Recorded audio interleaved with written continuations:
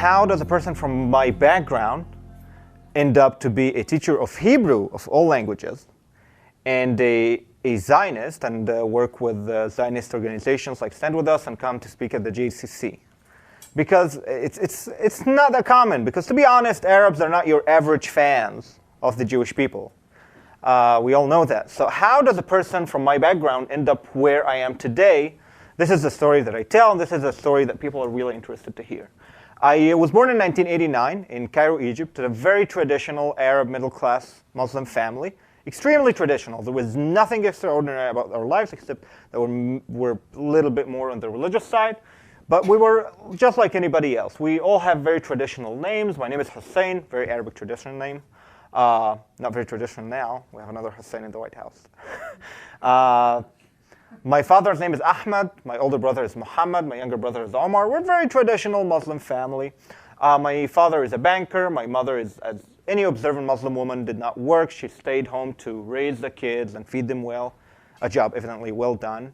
I received my education like anybody else. School, TV, mosques, Friday prayers, family, like anybody else in my society. There was nothing extraordinary, except maybe I went to the mosque a little bit more, but that's it.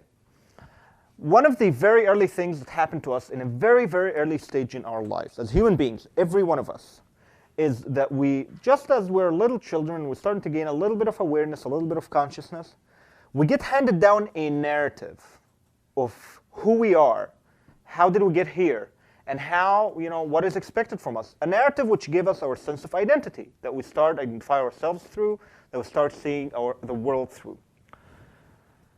That happened to every one of us, every Muslim, Jew, Christian, Japanese, Russian, Israeli. You've given a narrative to explain who you are. The narrative that I was given went something like this. I am a member of a super nation, mainly the Muslims and the Arabs. We're a super nation. Anybody who's not us is inferior to us. Anything that's not the direct product of our culture is inferior to our culture. We have the best values, we have the best ethics, the best traditions, the best heritage. We're the best of the best. It says so in the Quran, we're the best nation ever to come to earth. And anybody who's not us, as I said, is inferior to us. And because we're so great and there's any good things, we have adversaries and enemies. Our main enemy is the infidels, the West, America. They are greedy people who are ready to do anything in their pursuit of substance. They want to steal our oil, they want to steal our land, they want to colonize our countries. They are interested in just looting our resources. I remember, and actually when 9/11 happened, I was 12 years old. When it happened in New York, it was around 5, 6 p.m. Cairo time. We were sitting around the table for dinner. And I remember my parents were rejoicing over the scenes of, the two towers being hit. They were genuinely rejoicing. My father picked up the phone, called up his friends, check out the TV, look at these scenes, look at what mighty Allah doing to the infidels. It was just part of life. I thought, wow, it's great. I was 12. Of course, I rejoiced with them. But there is one central piece, one central element to that narrative that revolved around one particular supervillain. There is a supervillain who's super smart, extremely intelligent, is everywhere, controls the banks, controls the media, controls the politics, controls the countries. He's not like the greedy infidels. He's not trying to loot and steal resources. He's the incarnation of evil, the epitome of all evil. He's out there to destroy whatever is good, and that enemy is the Jew. The Jew has been, throughout history, the enemy of goodness. They exist everywhere, mainly in Israel. The Zionist pigs who enjoy drinking Muslim blood and killing Muslim children. I would be bombarded every day from images from the TV and songs about, how the Israeli Zionist dogs are killing children and enjoying, destroying Muslim lands and killing, innocent Muslims. I would go to mosques and I hear really horrible stories that do exist in the Muslim tradition. One story in particular that exists in the Quran, that Jews are descendants of apes and pigs. Another narration from Prophet Muhammad that says that the end of days, the final redemption will not come before Muslims kill all the Jews, to the extent that Jews will hide behind rocks and trees. And by the might of Allah, rocks and trees will speak. and guide the rightful Muslim to a hiding place of the Jews so they can kill them. That was taught in schools, that was taught in mosques, it was in the TV, it was part of popular culture. It was just everywhere. The most serious of suspense comic books, the most common famous series for teenagers in Egypt is called Man of the Impossible. It's a series of more than 150 books. It's about this one guy, Man of the Impossible, one Egyptian hero who goes around the planet. The books happen everywhere, Japan, Russia, United States, and he just destroys Zionist conspiracies to destroy the world one after the other. Movies in the TV, the best ones, honestly, the ones with fill the action, with the suspense, will have a Jewish villain who's trying to, do some sort of a super conspiracy, and the good, Egyptian Muslim guy is going to stop him from doing it. It was just part of popular culture. It was part of who we are. I was told that there is a paradox, an existential contradiction between my existence and that of a Jew. That was the narrative that I received. And if you think about it, for children, this is a very captivating narrative. That's a very captivating story. It's filled with mythology, fantasy, religious fascinations. It makes reality much more interesting. It's about a supervillain. Imagine that, a child was born and raised in a world that believes in a supervillain. Let's take any supervillain from popular culture. Count Dracula, Lord Voldemort, Lord Sauron. Imagine that a child was raised in a world that believes that that supervillain is real. He's out there, and he's out there to get you. It's a very captivating story. And by these stories, you get to a 12-year-old Palestinian child taking a knife from his mother's kitchen, going down to the street, and trying to find Jews to stab. Was it a 15-year-old Jewish kid on a bike, or an 80-year-old man waiting for a bus? This is how you get to that. Stories of fantasy about the supervillain Jew. So this is the education that I had. It was just part of the world that I grew up in. It was not contested. It's just something that I accepted and took for granted. As you grow up, you become a teenager. All right, the stories are there, but you're not really going to occupy your life, over it. You have self-interest, which is a good thing. That most of the people actually still act upon their self-interest, which is something that we should encourage. So you try to do what other kids, try to do. You try to become part of the cool kids, sneak up to parties behind your parents' back, try to hide the cigarettes that you got, things like that. But unfortunately, I was not that popular. I was not that cool kid. I was more on the nerdy, fat side. I stayed home most of the time, and I was really obsessed with all the stories about the super villain Jew. And I wanted to do something. I wanted to contribute to this eternal battle between good and evil. So I thought, what can I do? I'm really not tough. I'm really not cool, but I'm smart. I'm nerdy. So what is the nerdiest thing I can do to contribute to this battle? Learn the dark language of Mordor, the dark language of the Jews, Hebrew, and use it to decode their evil plans, and by that contribute to this battle in a smart way. I'm going to be logistical support in the background, help to thwart their conspiracies in the smartest way possible. I was about 15 at the time. I thought, all right, I can do that. I started to look for resources about Hebrew, about Jewish history, anything about the Jews. Who are these people? I couldn't find a lot of things in Arabic except the stories that have already been told. So I went to the internet. Everything exists in the internet in English. So I actually taught myself English. I accidentally learned English in the process, which proved to be beneficial afterwards. I started to teach myself Hebrew. Apparently, I had a talent for languages. And then I started to, research and search who are Jews. Where do they come from? And I started to read about Jewish history, and my mind was blown away. All of a sudden, I'm reading news stories, very different than the ones I've been told, that explain reality much better than the stories about the super nation and the super villain. I started to read about the ancient history of the Jewish people. I started to find out that actually the Jewish people are an ancient Middle Eastern nation that is indigenous to the land of Israel. They originated from there. That's why they call it, the land of Israel in the first place, which is a term even used in the Quran. Jerusalem. I started to read about their ancient roots, and that was the first time I ever think of Jews. Oh wow, there are actual people who originated from somewhere. Of course, when you see people as devils with horns, you never think that they are actual people who came from somewhere. I started to find out that they are people, and then I read about their history in the world. And I started to read about something called anti-Semitism, a blind, irrational hatred for Jews, for anything that is Jewish, for Jewish lifestyle, for absolutely no reason. And I started to read about the history of persecution and hatred and oppression that the Jews have faced throughout their history in Europe and the Middle East, till it climaxed in the horrible moment of the genocide that they have faced in Europe. And I started to read for the first time about Jews as mothers, daughters, sons, children.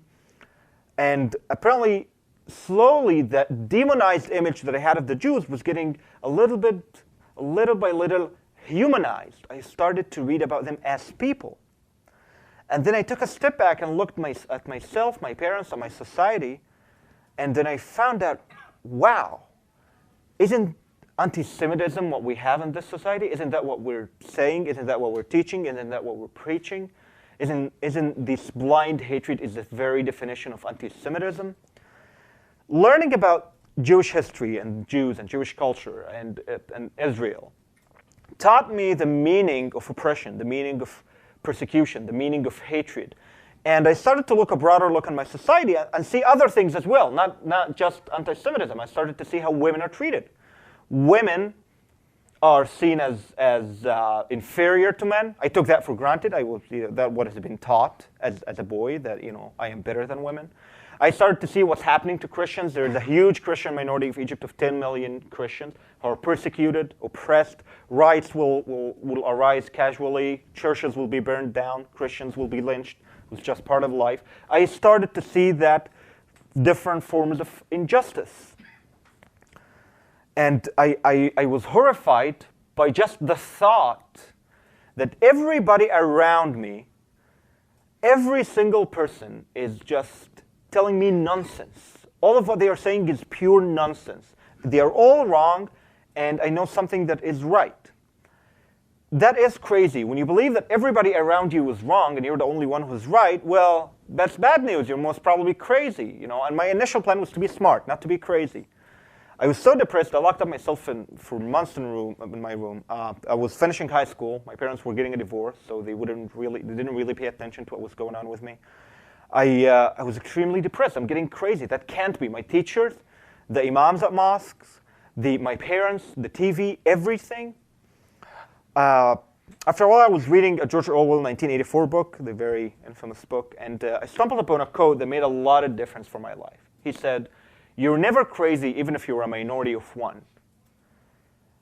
And I started to think, okay, maybe I'm not crazy. Maybe, I don't know, maybe I'm the minority of one, definitely. I don't know anybody around me who has the same ideas. So I decided, okay, I don't know where is that gonna lead me. I'm gonna see where's life gonna take me. I'm not gonna take any decisions right now. Maybe the only decision I took is I decided to stop practicing religion. Because at that point, really, religion didn't make any sense at all. I remember the last time I was in a mosque, actually. I was in a mosque, I stepped behind the imam, we started the prayer, and then he got to the point reciting some prayers about, may God kill them all, may God make their children orphans, may God make their women widows. And I just couldn't take it. And I withdrew to the back, I got off the line, and they left. And that was the last time ever I was in a mosque. I finished high school, and I had to go to college, I had to pick something to study.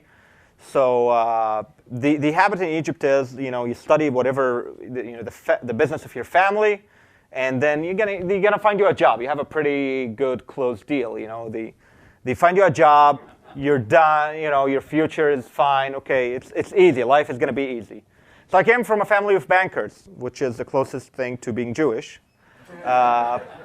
So I thought, all right, they pressed me, go study banking, do banking, you're going to be a banker, find you a job, find a nice Muslim girl to marry, your life is done. All right, I'm going to do that. I went to study banking for a year, and oh boy, I sucked at it. Big time. I sucked at it so bad, I hated myself. And my advice is, do not do something that you suck at, you're going to hate yourself. You do something that you're good at, you're going to think that you're the smartest person in the world, you're going to love yourself. I sucked at banking. I told my father, listen, this is not going anywhere. I'm going to destroy the whole reputation of our family, if I went into the business. That's for the good of everybody. So what I was good at, I thought, okay, I'm good at languages. That's what I did. That's what I picked up from the internet. I mean, language, schools in Egypt is not that great. It's a third world country in Africa. Most of my skills came from independent studies. Apparently, I'm good at that. I'm going to do that for a living. I'm going to be the best person doing it. So I went to Cairo University. They actually do have a program for a degree in Hebrew language and literature. I said, awesome, that's great. I'm going to do that. I joined the program. I go there, and I was totally disappointed. Didn't live up to my expectations at all. I would have a professor, for example, the Tanakh class would be basically about how Jews are pathological murderers, and we can see that from their history in the book of Joshua, and how they killed all the native populations they have encountered. Modern Jewish history will be about how the Holocaust was a Zionist conspiracy, which is, by the way, was the thesis of Mahmoud Abbas, the current PA, the head of the PA. His thesis was about how the Zionists did contribute with the Nazis and the Holocaust. I was exposed to a lot of different resources from the internet, so I knew that mostly what they're saying is absolute crap. And it was not useful at all. Like, I knew that sitting in a class like this is the most awful use of my time ever. There are much better things that I can do with my time, like playing video games. Much better, believe me. So I skipped most of my classes. What I did, basically, I handed in assignments, and I went to the tests, and that's it. Through to my third year at college, I was really hungry for more resources. I was really tired. I had a lot of academic curiosity, a lot of intellectual curiosity in the Jewish culture and the history of Israel, especially the history of Israel, because most of the history of the Arab Israeli conflict that I've learned that it's absolutely not true, that there was a Palestine, and all of a sudden came those white, European colonialists who killed all the Palestinians and stole their land and made a new state that never existed. I learned that this is absolutely, it has no basis in reality. So I was hungry for more resources. And at that point in my life, I never had access to anything remotely Jewishly authentic or Israeli authentic. And it's extremely ridiculous. Imagine you're studying, let's say, Japanese for 5 years, and you have never held in your hand anything that was made or written in Japan. How ridiculous is that? So I thought, all right, I need to find something. I did my homework, and I found that there is something called the Israeli Academic Center, which is basically a library attached to the Israeli embassy in Cairo. I said, OK, I think I can go there, have a perfect motive. I have my ID card from my school saying I'm a student at the Hebrew department. So I think I can go there without problems, without me being questioned. It was a really hard decision to take. It took me a month to take the decision, because here I am. I'm going to visit the place of Israel, the country that I've been told all of my history, that it is evil, it is the most evil place, we should annihilate it. It's, Zionists and Israelis are, demons in flesh, and they have invisible horns and all of this. And I'll be going there, most probably I'm going to meet one. So it took me a lot of courage to, all right, I'm going to go there, I'm going to do it. I was so excited that I took the decision, and I went. I remember knocking at the door and waiting for that first Jew in my life. I've never met a Jew in my life. Jews do not live in Egypt anymore. They used to, but they all got expelled at the 1960s. So I was really excited. Finally, I'm gonna, see how does my first Jew looks like. And then opens the guy, this big, brown, hairy Mizrahi guy. It was a security guard. He was not nearly as excited as I am. I was really excited. I mean, my first Jew ever. He was totally indifferent. I was really upset. Come on, make it special, Make it. He didn't care at all. I think it's a boring job standing by a door all day. I mean, come on, let's be fair. He let me in. I entered, and it was like a child in a candy shop. It was basically a library. A lot of books in Hebrew, a lot of stories, novels, short stories, newspapers, even comic books. I was so happy. I wanted to grab everything, but you can only grab so much, 2 hands. They had a copying machine, so I copied a lot of books, which is illegal, but, it was the only thing that I could have done at the moment. So I copied what I wanted, and I left. I was so happy, so enthusiastic, how I'm going to explore this treasure. I just found my ultimate treasure. And as I am exiting the building, I hear somebody calling my name. And I turn to the back, and comes this person who introduces himself as a state security officer. The Egyptian State Security Agency is the equivalent of the American NSA. They deal with terrorism, espionage, all that kind of things. He asked me, what were you doing up there? Did you talk to any Jews? Did you see any Jews up there? So I told him, I don't know. I think I saw one, but I am actually a student at the Hebrew department at Cairo University, so this is actually kind of my job. He told me, no, this is not your job. Your professor should have told you that Egyptians are prohibited from visiting this place. Why did you come here? So I started to sense the danger of the situation, tried to tell him I was interested in knowing what these Jewish pigs are saying about us, there's Israeli pigs. He was not entertained. He took the books they took from me. Apparently he didn't know Hebrew. So he kept asking me, what is this? Why did he take these books? What do they say? He interrogated me for about 15 minutes and took the material that I had, but he just let me go. So I thought I'm off the hook. I really had a very good motive and reason to be there. I was a student, of Hebrew at a government university. Cairo University is a governmental university. Before I leave the Israel Academic Center, I left them my phone number so they can contact me if they have events. A week later, they actually do. I get a phone call from an Israeli, Shalom Hussein. This is the Israeli Academic Center. We're so happy that you came. We don't get any visitors at all, to the extent that our manager is in this endless, perpetual vacation in Israel. We called the guy, and he was so happy. We told him there is an actual Egyptian human being that showed up. He was excited. He's going to be back next week. And he's going to bring with him a movie, Mishu Larutz Ito. It's a movie based on a book by David Grossman, and it has a lot of significance in Israeli culture. And actually, we're going to invite the diplomatic mission from the embassy to come watch the movie with us. So you're going to sit with us, you're going to speak with us, and we're going to chat with you, and we're going to have fun. And I was like, this is the biggest achievement any nerd can unlock. Being officially invited by the country that you're learning its cultural language, that was huge for me. I was so happy. I'm going to sit, watch an Israeli movie with Israelis, and we're going to talk in Hebrew. At that point, the only person I was talking to in Hebrew was myself in the mirror, and I was sick of the mirror. I told him, of course, yes. And I knew that I was really good at Hebrew, and it was so sad that you're really good at the language that there's no human being that can speak it with you. I told him, of course, I'm going to come. You better have some popcorn. I was so excited. I hang up, and I'm not exaggerating. It was less than 2 minutes later. I received another phone call from a blocked private number. I answered the phone. Hello, Hussein. This is State Security. How are you doing? How's your father? How's your brother? A lot of questions to show me that they know a lot about me. What's wrong? We don't like you studying Hebrew with this passion. We don't like you that Israelis are giving you phone calls. We don't like you talking to Jews. This is extremely making us very uncomfortable. We'd like you to stop whatever you're doing. Why are you studying Hebrew in the first place? Your family are bankers. You can make a great banker yourself. Go back and study banking. I was like shocked. No, first of all, that's a lie. I'm not good at banking. I am horrible at banking. I can't really do that. And what are you afraid of? Apparently, you're listening to my phone calls. You know exactly what I'm up to. Even the material that I took from there, you took it, and you know that they are just normal novels and books. Why are you trying to stop me? There is no reason for this. It starts to get more aggressive. You know what we do to people. They do have a horrible reputation of torture.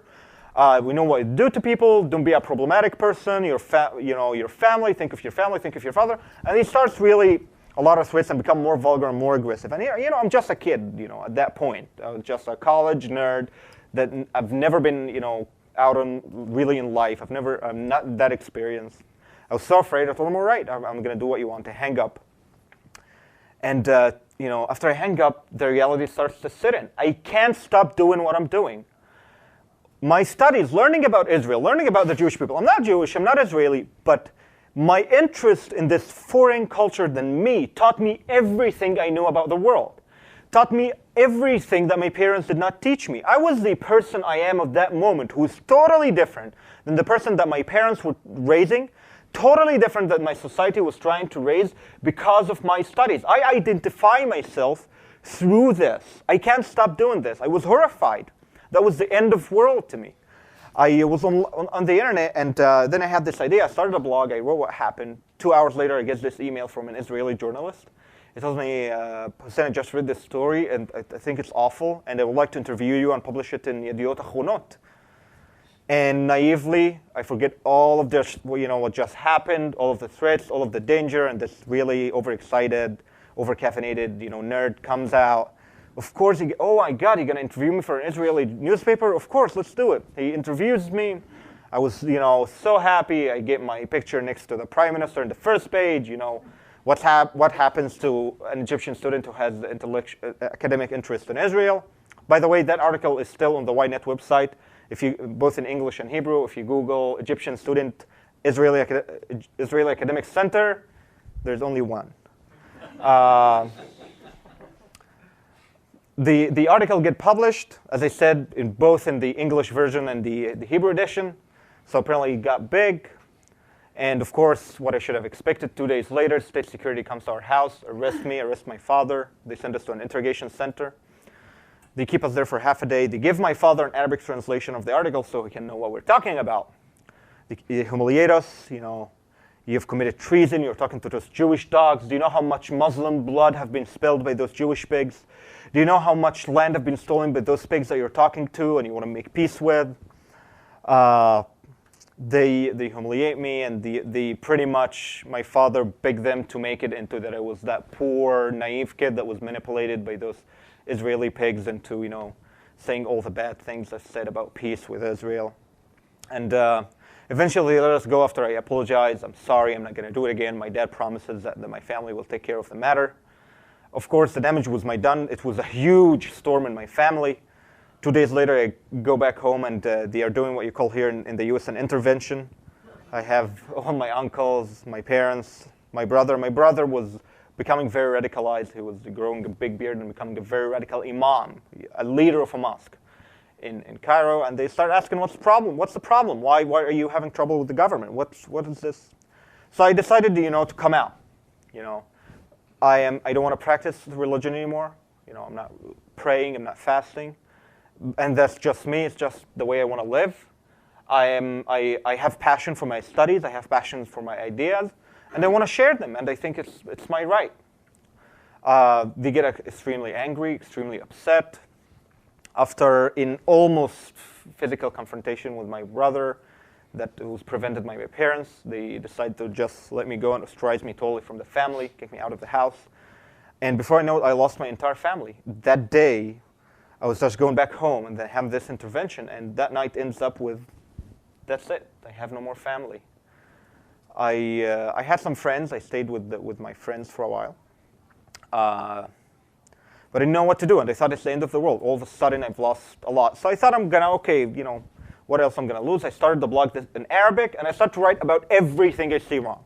I started to write about anti-Semitism and how the mainstream Arab culture and the mainstream Muslim culture is suffused totally with this blind, irrational hatred for the Jews, for the Israelis, the historical forgeries that they are committing regarding Jewish history and Israeli history. I started also to write about Copts, Egyptian Christians, and the horrible persecution that they are facing. I started to write about women and the mistreatment of women in Egypt and in all the Muslim world.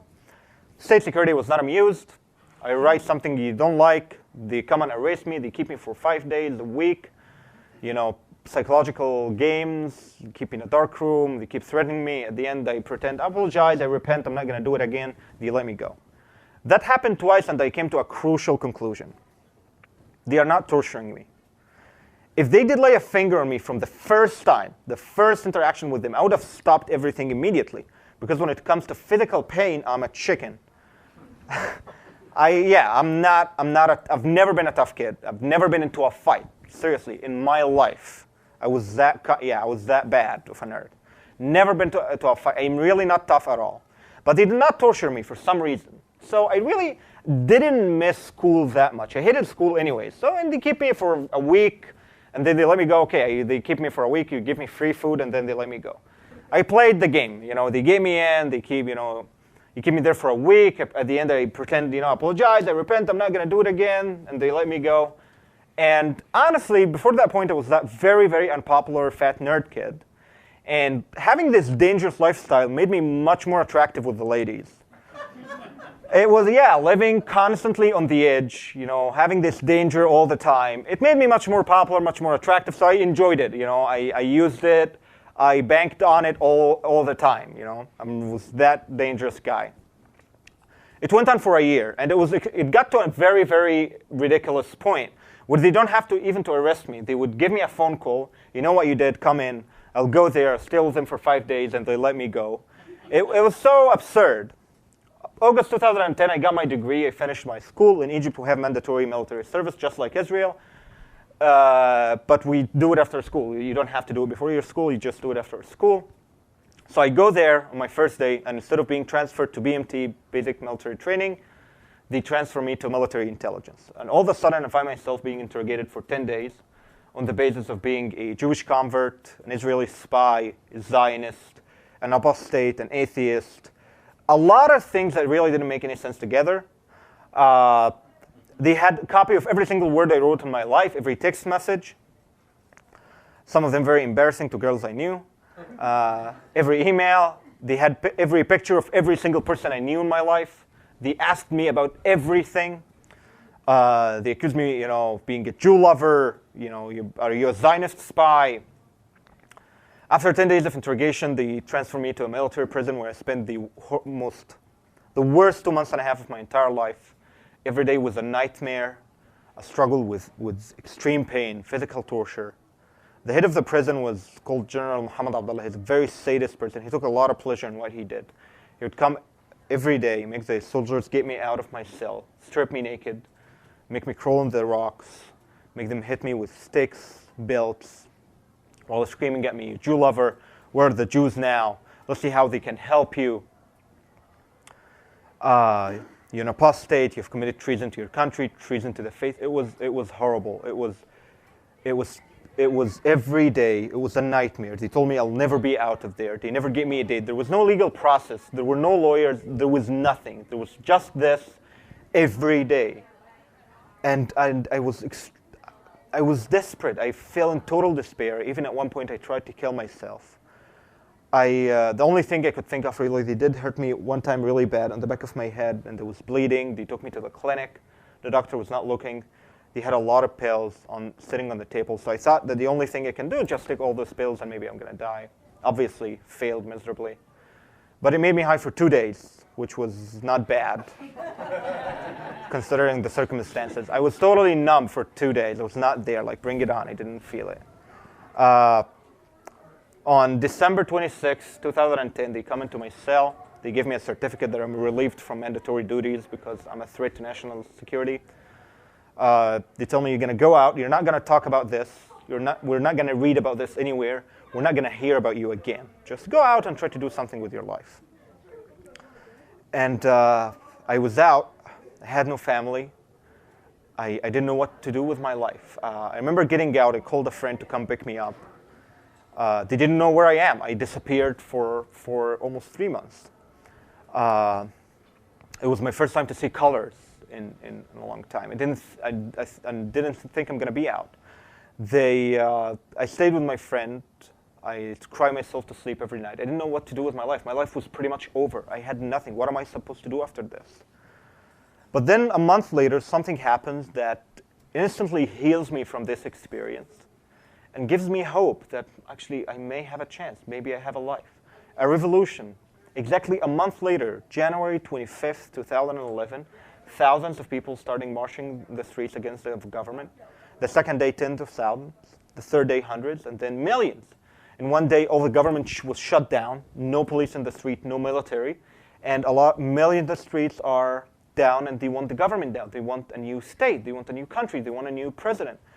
And I saw hope. For me, the Arab Spring, the revolution, was not an ideal that I wanted a democratic, liberal country. It was a necessity of survival. It was a matter of a personal survival. I could not live in Egypt the way it was.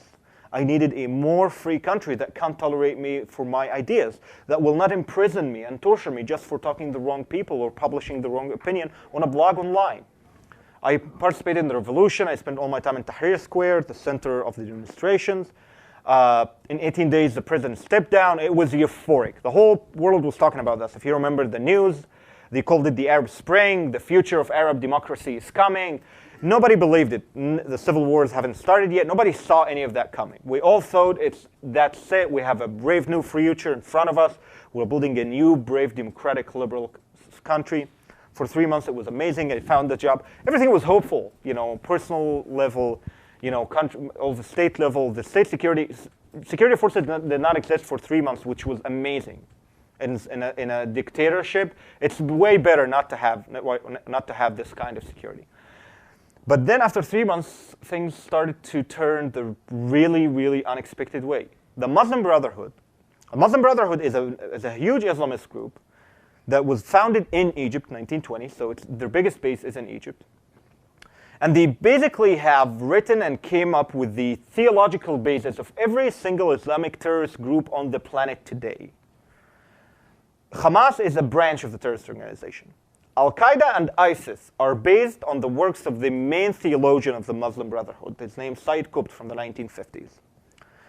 Even a Shiite country, the Shiite Islamic Terrorist Republic of Iran, Imam Khomeini, they're basically the spiritual leader and founder, he was the one who translated the works from the Muslim Brotherhood from Arabic to Farsi. So the Muslim Brotherhood, they have their hands all over wherever there's Islamic extremism. All of a sudden, the Muslim Brotherhood, they start coming to power. It starts with the constitutional referendums that they told the people, yes, you have to vote for this because this is the only referendum that guarantees that Egypt remains Islamic. And all of a sudden, they gain 90% of the seats in the parliament. And they start working with the same oppressive tools of the previous dictatorship. State security starts going after liberals, secularists, gays, Christians. One day I go to my workplace and my supervisor told me, sorry, we fired you. State security came, they took all of your phone calls, all of your emails, and they told us to fire you. Before I even digest the information, the shock, as I'm going out the building, I get thrown in a white van. I find myself in a concentration camp with thousands of other young people like me, activists, liberals, socialists. They keep us there for days, and then they let us go, and they detain activists again. I had no family, I had nothing. One day, the broadcast mass hysteria on the TV, Christians are taking over the country. Good Muslims go down the streets and take it on their hands to make checkpoints, check national IDs of people. Our driving licenses in Egypt says the religion, if you're Muslim or a Christian. So when they find a Christian, they basically knife him down. Horrible things. The only day I was saved that time is because my driving license says I'm a Muslim. At one point, the angry demonstrators besieged the Israeli embassy in Cairo, the place where I was supposed to watch the movie. And the videos are on YouTube. They are trying to break the wall with their own hands in order to get into the Jews hiding inside in order to lynch them. There were 6 Israeli staff working that day. They were locked in the safe room. Of course, they have a safe room for such an incident. And that was not resolved until President Obama called the Egyptian military and made them send a commando unit to save them. The Egyptian military is the second recipient of aid, the second largest recipient of aid from the US after Israel. Things started to get from bad to worse, from bad to worse. People are becoming more radicalized. The Islamic Brotherhood, the Muslim Brotherhood is rising. I hid for a while in a Christian monastery in the desert, then lived in a Christian orphanage. And by 2012, it was so clear that nothing is going to become better. Things are going to become worse. I had to leave. I left. I came to the United States as a political asylee. It was really hard at the beginning. I came to this country with nothing. I know that the Jewish community, because they pretty much arrived to this country, in the 1940s, like this. I came with nothing. I had only a plane ticket. I slept in the streets for the first 2 months. I knew nobody. After a while, things started to get going. I started to reconstruct my life. I got my paperwork done. And eventually, I succeeded to do everything that my family, my government, my society tried to prevent me from doing. I was able to transform the very unhealthy obsession with the Jews and the Jewish demons to something that's productive. I was able to successfully enjoy my academic and intellectual curiosity in Jewish culture and Jewish history. I became a teacher of Hebrew. I don't just speak it, I teach it to other people so they can speak it too. I promote and advocate for Israel. I talk about anti-Semitism, and I try to educate people about what Israel is facing. I am not Israeli and I'm not Jewish, but I know that what Israel is facing today has nothing to do with what Israel is doing or what Israel is not doing, or what America is doing, what America is not doing. It's pure, blind, barbaric hatred. That is my story, and I try to share my story to people because I want to give them that story because I want them to be part of it. Israel is a very small nation that arose from the darkest moment of human history. Genocide, hatred, persecution, annihilation, And this nation arose from that moment of despair and gave us all hope that no, from all of that darkness, humans can still survive, humans can still thrive, and be safe, be free, be liberal in their own homes. I am an Arab Muslim, but I wish I was born in Israel. If I were born in Israel, I would have never been tortured for a blog online. I would have never been imprisoned because I have an interest in a culture, because I talked to the wrong people. Israel gives me hope that in the Middle East can have a Middle Eastern country, native, indigenous to the country, but still have Western moral values of human rights, liberty, and freedoms. This is why Israel matters to me. And this is why Israel should matter to everybody, because Israel is purely hated because it is Jewish, because it's the only Jewish country and it's the home of the Jewish people. And if there is one country in the world, if we need one ethnic country in the world, it should be Israel, because there was no other nation on earth that had been hated, persecuted, and people tried to murder all over history like the Jewish people. At the end, I live now in the United States. My life is much better. I still struggle with reconstructing and rebuilding my life. Extremely hard to live without a community, without a family.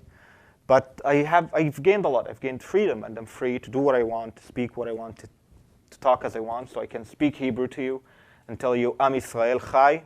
Toda Rabba. Thank you very much for listening to me. I'll be more than happy to answer all your questions if you have some.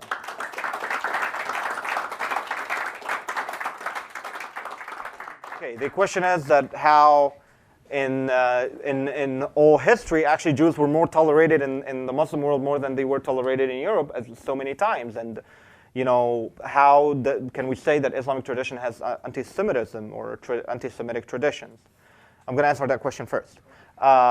First of all, Muhammad himself in his life, all right, he led 22 battles. Those 22 battles are taught to any child who is raised up in a Muslim community or will go to a school that teaches, Islam or Islamic history.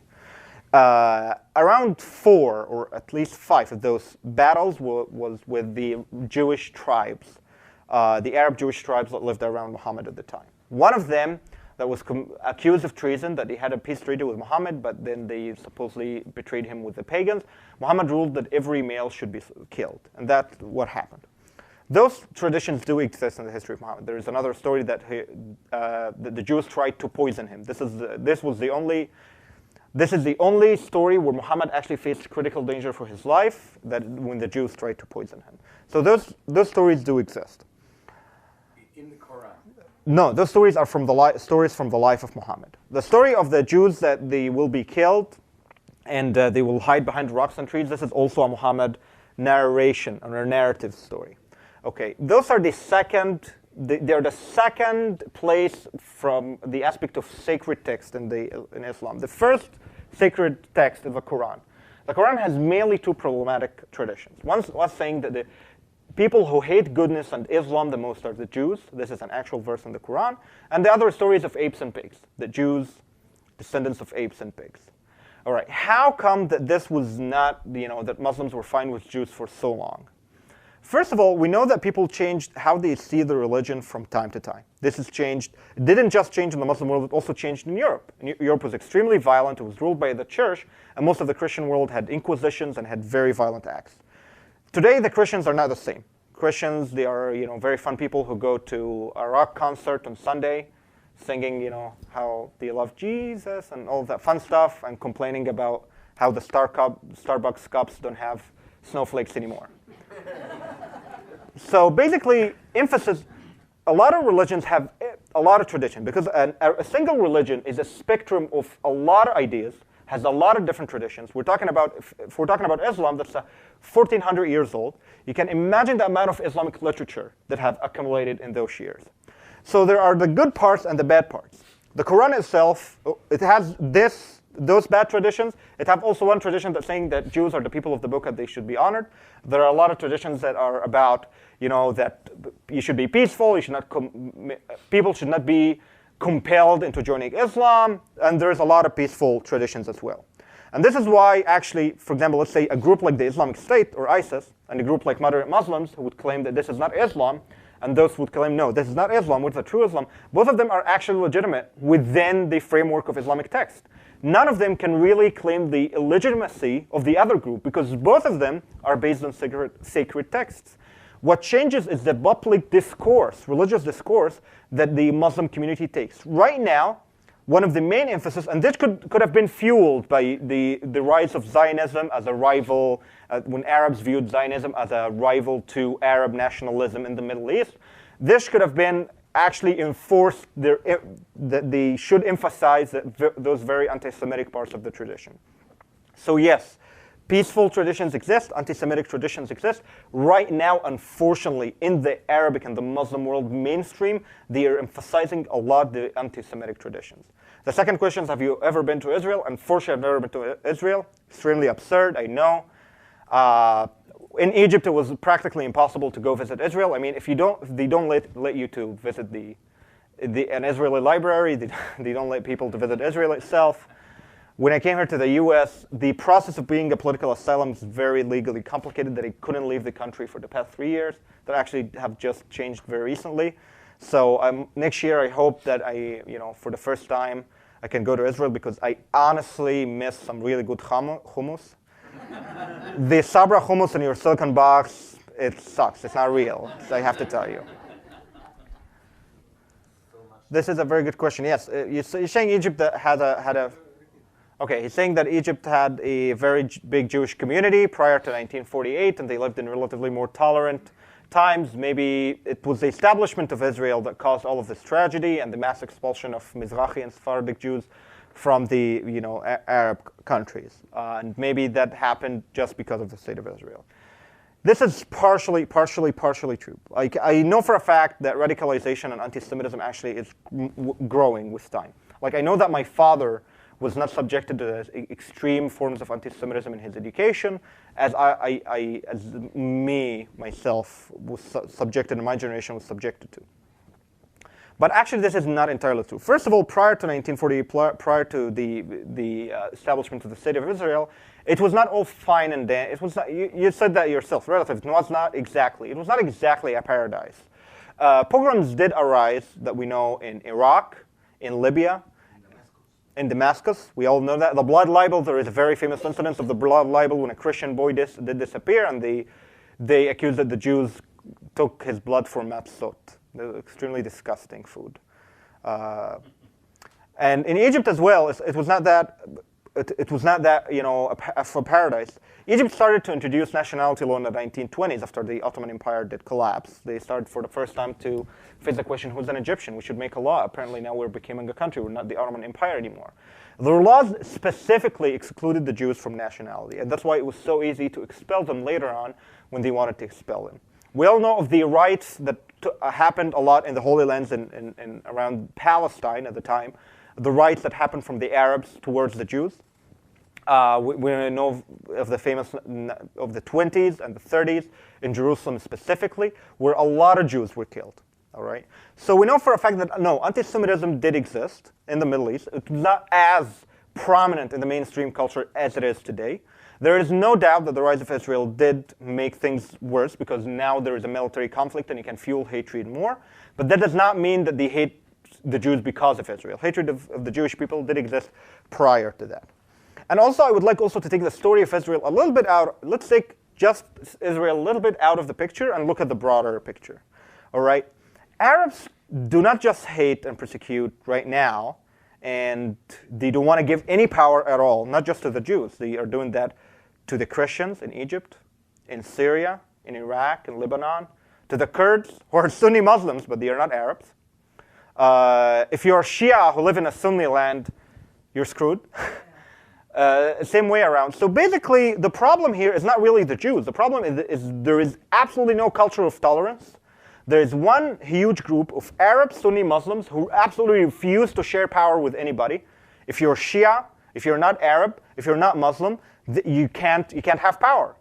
Lebanon had several civil wars, all right, and it's still very, very unstable country because they can't establish a majority. You have Shia, Sunni, and Christians. Third. So basically, the story of Israel is not actually very strange to the Middle East. It's a story of one big group, ethnic group, that does not want to share power with anybody else. Let's say that Israel did not exist. All right. What would have been happening today to Syrian Jews? Their necks would be under the shining knives of ISIS, just like the Christians, right? Just like the Yazidis. What would have been happening to Iraqi Jews? What about Yemeni Jews? What about Libyan Jews? All of these countries today, they have several civil wars inside them, and the first people who get beheaded, who are they? The minorities. The Christians in Libya, the Jews, even the Jews in Yemen today, that's it. It's over. Everybody's talking about the end of the Jewish community in Yemen. Those few who remained are now going to be moving to Israel. The Christians in Syria and the Christians in Iraq, we all know what's happening to them.